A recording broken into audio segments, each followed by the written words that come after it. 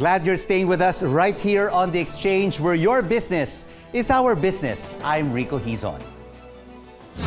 The extreme heat is something felt from the household level to schools, businesses, and entire communities. How are local governments preparing for El Nino?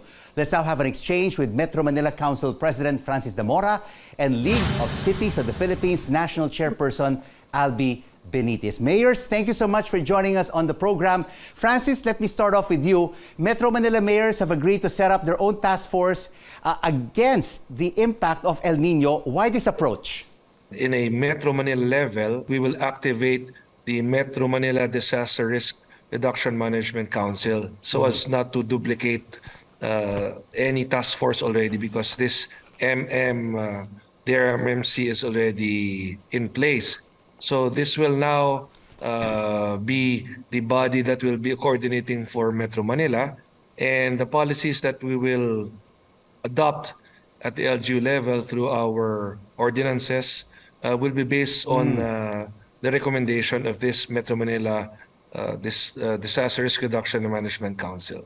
Albee, are cities outside the capital region adopting a similar approach to El Nino?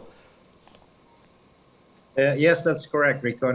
We're going to reconstitute our task force, El Nino task force for all the LGUs to prepare for the forecasted effect of this El Nino this year to probably first quarter next year. And yes, we're adopting a similar approach. And Francis, what common strategies have Metro Manila leaders devised against this looming dry spell? Okay, if you will allow me to share, during our last Metro Manila Council meeting, the head of the MWSS presented our current water supply status. And as we are seeing that right now, we still have enough supply. But again, she mentioned to us, and this is the same thing that the head of the Office of Civil Defense reported to us, that in the coming months, in fact, maybe as early as June, July, August, we will really feel the impact already. In fact, the heat that we are experiencing now is just regular summer heat. This is still not El Nino. So what we have to do is do preventive measures. We have to be proactive rather than reactive. Let us conserve water as early as now and not wait for the actual El Nino to happen before we start conserving. In fact, here in San Juan, Rico, I have already announced through an executive order the cancellation of the Basaan during our fiesta on June 24. We will still have our fiesta celebration, but without the Basaan component. The Metro Manila Disaster Risk Reduction Management Council will be activated to be able to give recommendations to each LGUs what kind of ordinances we have to pass with regard to the regulation of water of commercial establishments such as hotels, car washes, golf courses, and similar establishments that use a lot of water. Local officials have to be proactive and not reactive to this very big issue. So Albee, agriculture is among the main sectors that could take a hit from El Nino. How are mayors across the regions safeguarding local supply and production?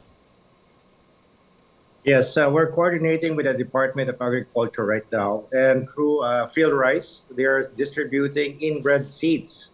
So these are seeds that could be harvested faster. And if I'm not mistaken, I think they're trying to start the planting season this month.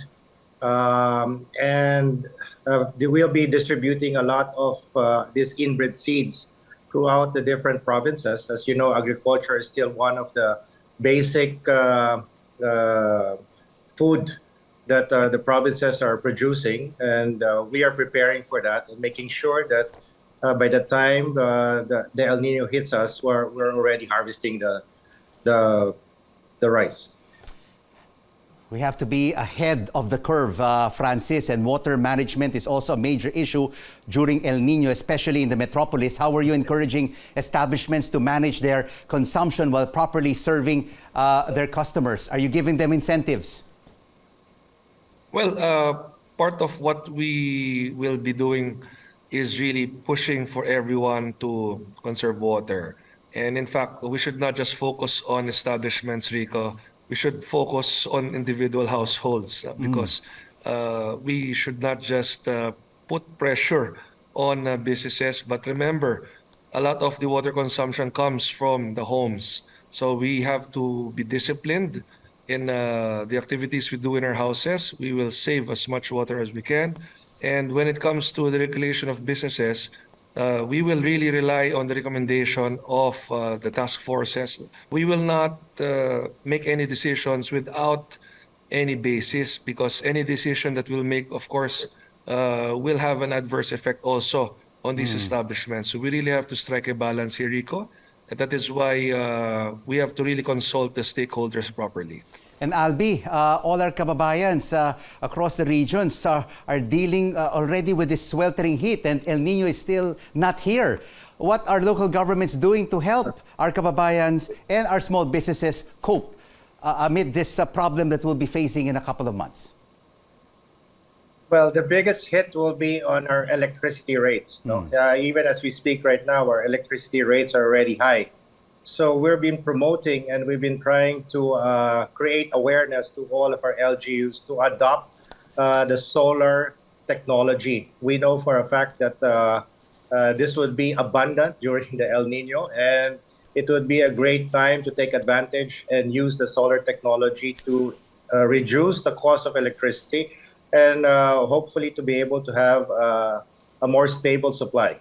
So that is one thing that we're trying to promote and convince a lot of these businesses to adopt and move towards the solar technology that would make a great benefit for their businesses. And Francis, is there synergy between the local government units and the national government on how to tackle and address this problem of El Nino?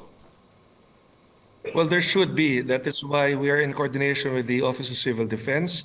Again, we cannot have separate policies from the national government. This is something that we did at the height of the pandemic. As you remember, Metro Manila would always have one voice, and we would always be guided, of course, by the IATF. So I am looking at something very similar, that there will be a national policy that we can implement or use as a framework as we make our Metro Manila policies and, of course, individual policies in the LGUs.